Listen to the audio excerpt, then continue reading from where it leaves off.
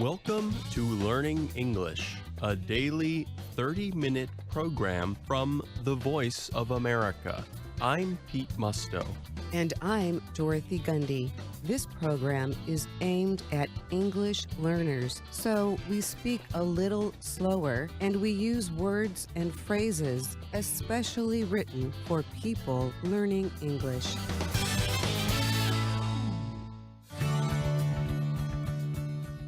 Today on the program, you will hear stories from Anna Mateo and Kelly Jean Kelly. But first, this report. There are many things for students in the United States to consider when thinking about which college or university to attend.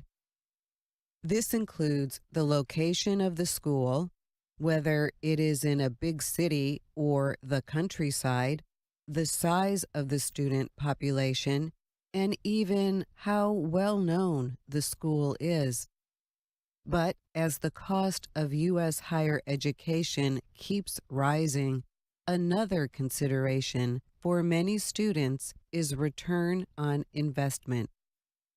Not all colleges and universities require a lot of money for a student's education, but at some schools, students can expect to pay hundreds of thousands of dollars within the normal 4 to 6 year study period.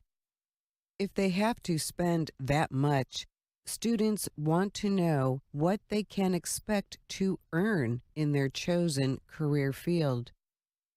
In 2013, then U.S. President Barack Obama's administration launched an online tool to help students decide which college or university to attend.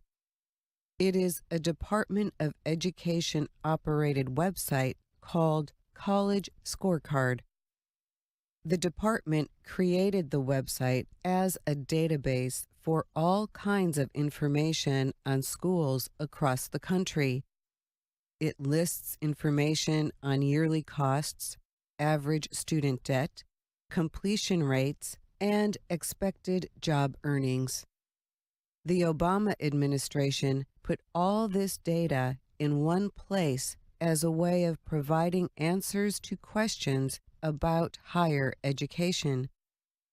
We know students and families often feel they lack the tools to decide which school is right for them, noted then Secretary of Education Ernie Duncan. Critics raised questions about whether the data treated all schools fairly and whether it was helping some schools but not others. Some were concerned that the website was designed only for students receiving financial aid from the federal government. And others argued that the data failed to demonstrate the student experience at some schools. But generally speaking, College Scorecard has been a very useful tool for Americans wanting to make informed decisions about higher education. So says Caitlin Vitez, Higher Education Campaign Director for the U.S. Public Interest Research Group. The group, also known as U.S. PIRG, is an alliance of activist nonprofit organizations across the country and in Canada. Recently, the administration of President Donald Trump made a change to the College Scorecard that critics say limits its usefulness. In September, the Department of Education removed all the national median data from the website. The national median data provided the national average for any of the qualities and groupings listed on the College Scorecard. For example, if users looked at the debt they could expect to take on from studying at a given school, they would also see the overall average for all the schools in the system. This gave students at least some kind of general comparison when weighing costs and expected results, said U.S. PIRG's Caitlin Vitez. She added that without this information, students might not be able to tell if a school is successfully serving students as well as others.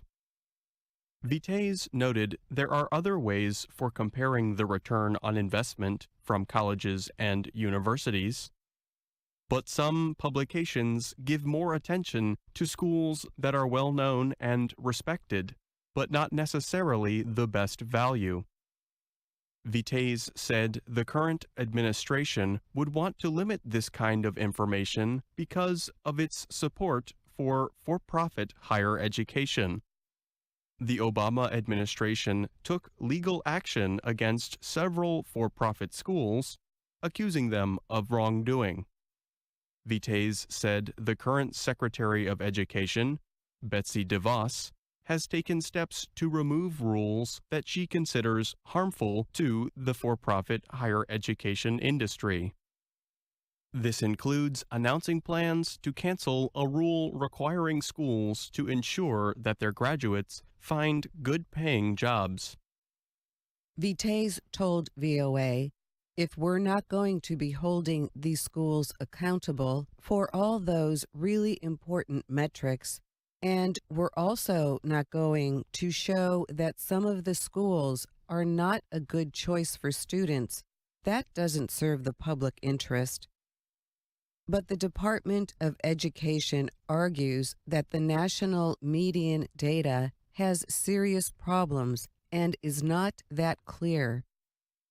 In a written statement, a department spokesperson noted that the national medians were established with data from every school receiving federal money. The official argued it is unfair to compare all schools with the same measures, as many colleges and universities are very different in important ways. For example, a selective school that serves mostly wealthy students will have different outcomes than a school that mainly serves poor communities. Comparing these two types of institutions is meaningless, the spokesperson wrote. Institutional selectivity has a significant impact on institutional outcomes, and therefore the most appropriate comparisons are between institutions that serve similar students and have similar admissions criteria. However, even some supporters of Secretary DeVos and her efforts find the change in the college scorecard troubling. Daniel Elkins is the legislative director for the Enlisted Association of the National Guard of the United States. His organization represents the interests of thousands of members of the U.S. Armed Forces. Elkins says his group was pleased with recent actions by DeVos, including the plan to remove the employment guarantee rule. He argues it does not correctly punish all the schools guilty of underserving their students. However, he said, the removal of national median data is a move in the complete opposite direction from where the department should be heading. Elkins notes that many armed forces members who seek a college or university education are non-traditional students. This means they are likely the first in their families to go to college and may have little money of their own. He noted that their families may not be able to help them financially or have experience with higher education. The U.S. military offers financial aid for education to some of its members, but many of them often need to take out loans to help pay for college. Elkins and Vitays agree any lack of knowledge can lead them to borrowing from bad lenders or attending bad schools. And the special tools the military uses to help members find good schools depend on information from College Scorecard, including national medians. If you do not have anything to compare it to, you don't understand what's out there, said Elkins. Then you have to compare multiple graphs, multiple charts, and try and figure out an average on your own. In October, Elkin's organization released a joint statement with several other military veterans groups. They asked the Department of Education to return national medians to the college scorecard by mid-November. The information has yet to return to the website. I'm Pete Musto. And I'm Dorothy Gundy. Now, the VOA Learning English program, Words and Their Stories. On this show, we explore language. Where do expressions come from, and how do we use them? For today's show, we go down on the farm. The dairy farm, to be exact. Many female animals, such as cows and goats, produce milk for their young. Cream is the fat in milk, and we use cream from farm animals to make many tasty foods. We also use cream in some really great expressions. Let's start with the best of the best, the cream of the crop.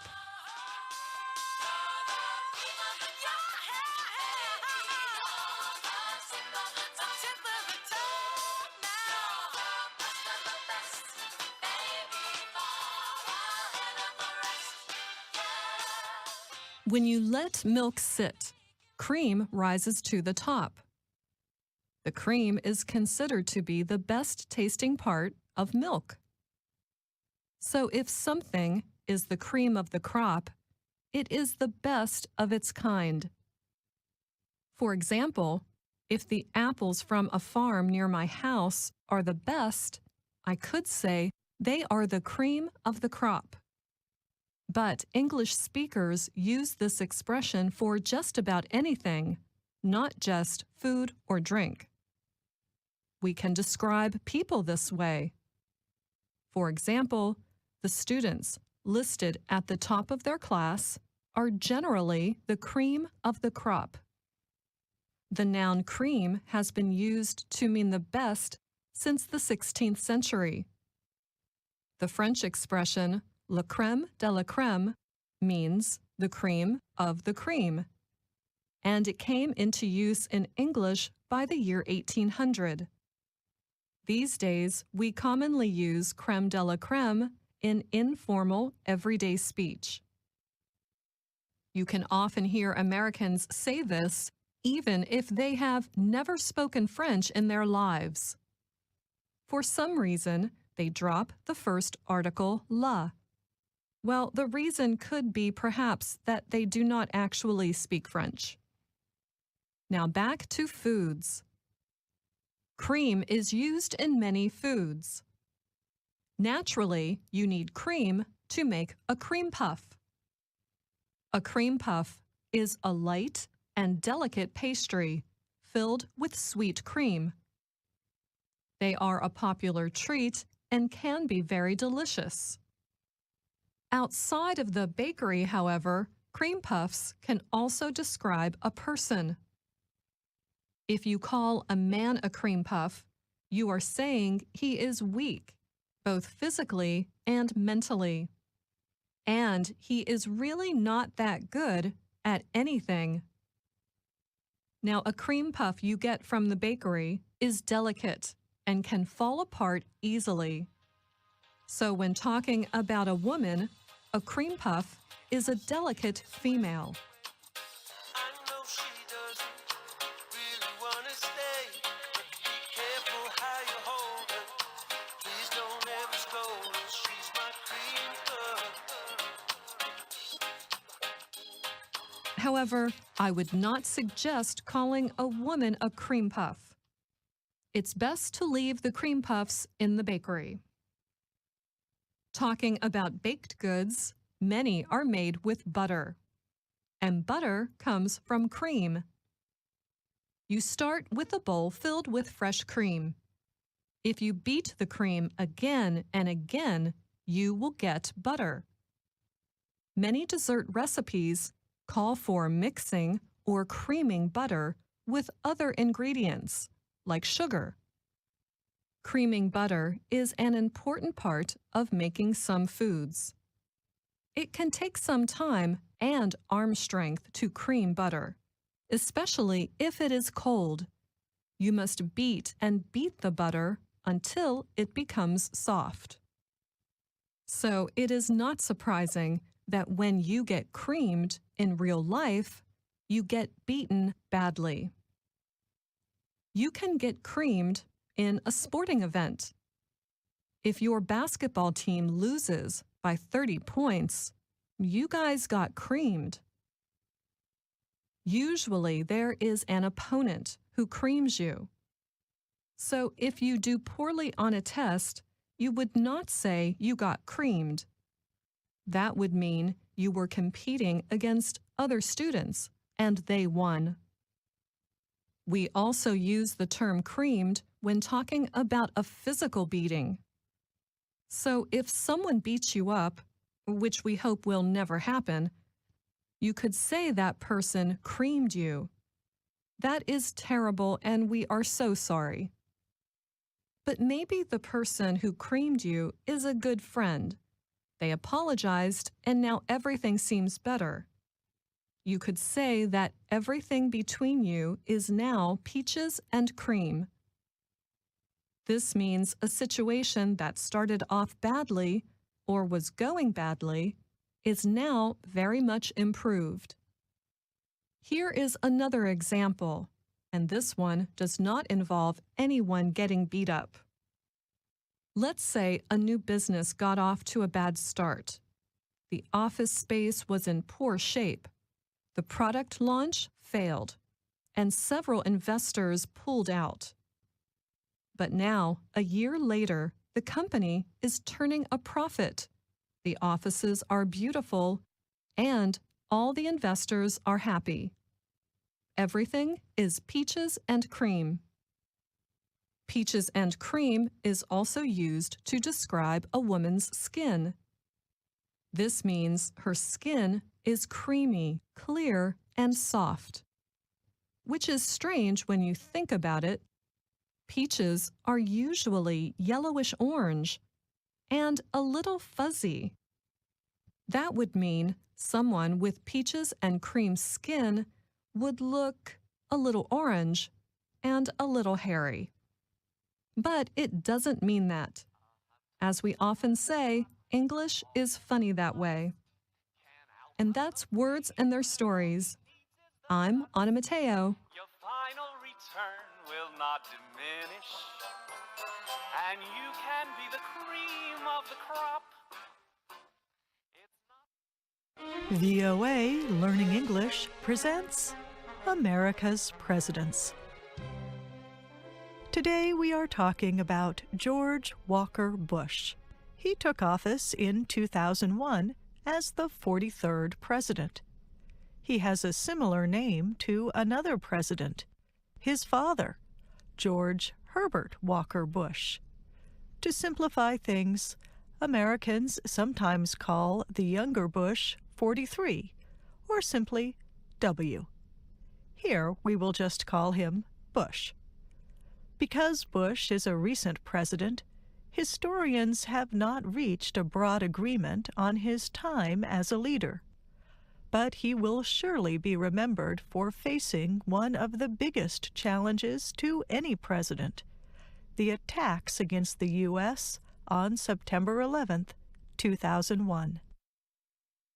George Bush was born in the northeast state of Connecticut, but his parents soon moved to the southwest state of Texas.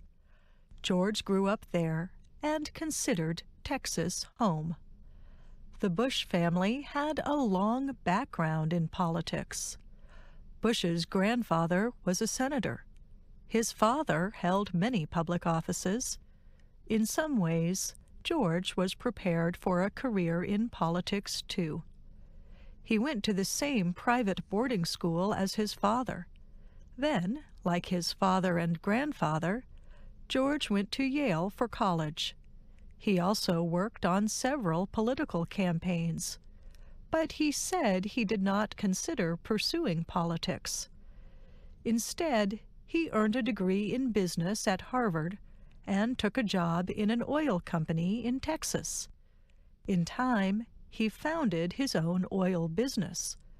And he married Laura Welch, who was a teacher and librarian in their hometown. They had twin daughters named Barbara and Jenna. In these years as a young adult, Bush began to make some changes. He began attending a Christian church regularly. He decided to stop drinking alcohol because it was creating problems in his personal life, and he turned his attention to politics. Bush lost the first election in which he competed, a race to become a member of Congress. So, for a while, he focused on business investments and helping his father's political career. But in 1992, his father lost re-election to the presidency, and the younger Bush saw a chance to enter politics himself again. In 1994, Bush ran for governor of Texas. To many people's surprise, he won. 4 years later, he was overwhelmingly re-elected. Many voters liked his image as what he called a compassionate conservative. In other words, he wanted to use traditional Republican ideas about government to help society. Following 2 successful terms as governor, Bush turned his attention to the presidency. In 2000, he competed against the vice president at the time, Al Gore. The winner was not announced until more than a month following the election. Usually, the winner is announced within hours. Both sides disputed the process of counting votes in the state of Florida. Finally, the U.S. Supreme Court ruled on the process. The court ordered state officials to stop recounting votes. Bush's lead stood.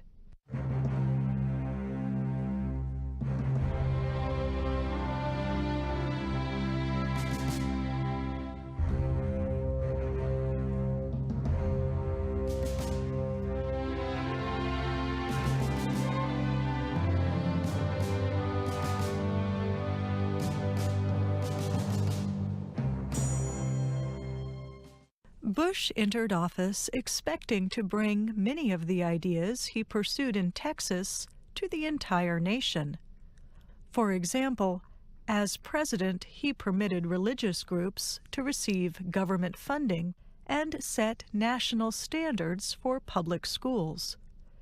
These moves were popular with many voters, but they also challenged some American traditions, the separation of church and state, and the ability of public schools to govern themselves.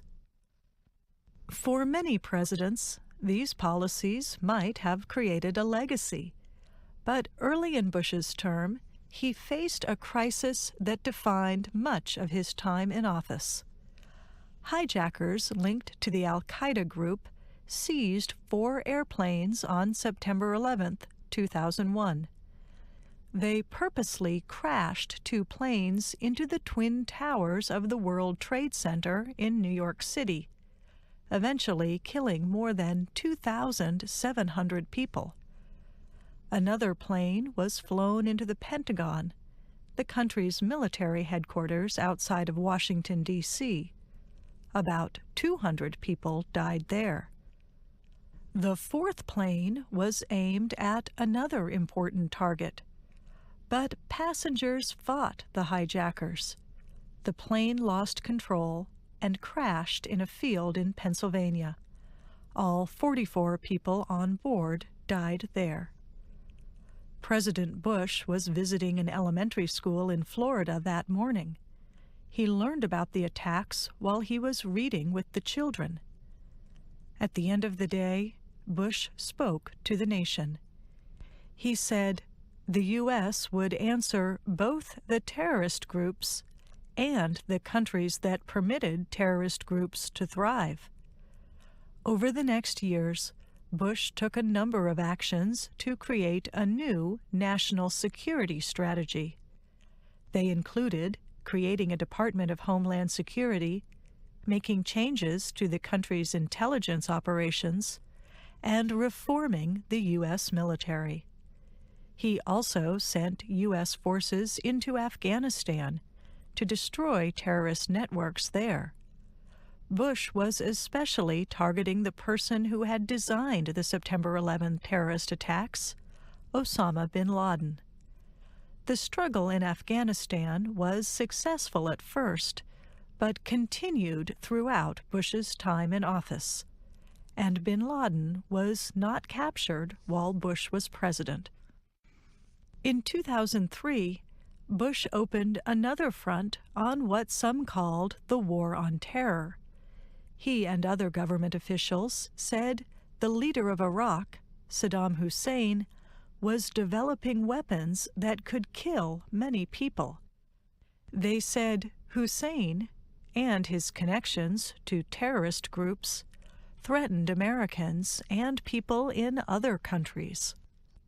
Hussein did not agree to leave Iraq, so U.S. and British forces launched bombs at targets in the country's capital.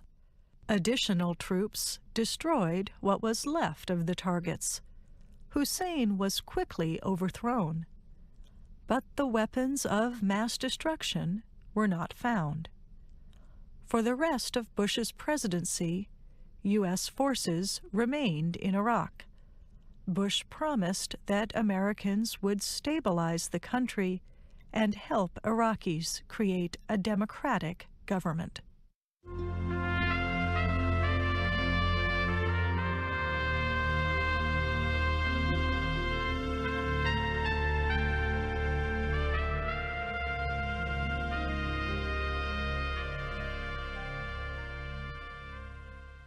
The presidency of George W. Bush is too recent to understand its impact. But there is some evidence of the public's reaction at the time. Bush received some of the highest ratings of any president. In the weeks following the September 11 attacks, 90% approved of his leadership. He was re-elected in 2004. But his popularity steadily decreased. At the end of his second term, he had one of the lowest public approval ratings of any president, 33%.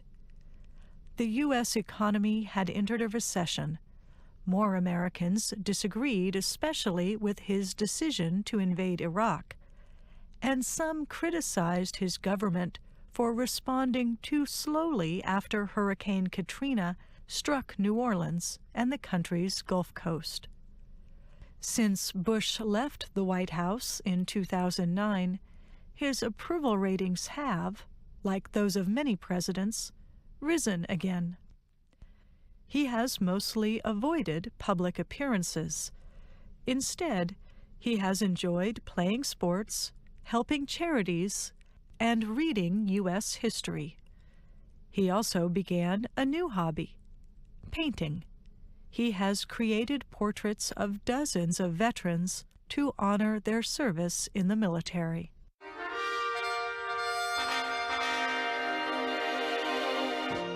I'm Kelly Jean Kelly.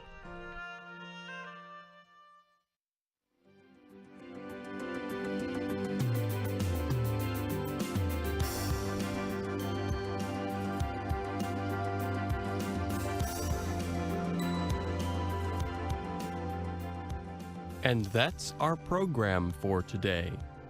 Listen again tomorrow to learn English through stories from around the world. I'm Pete Musto. And I'm Dorothy Gundy.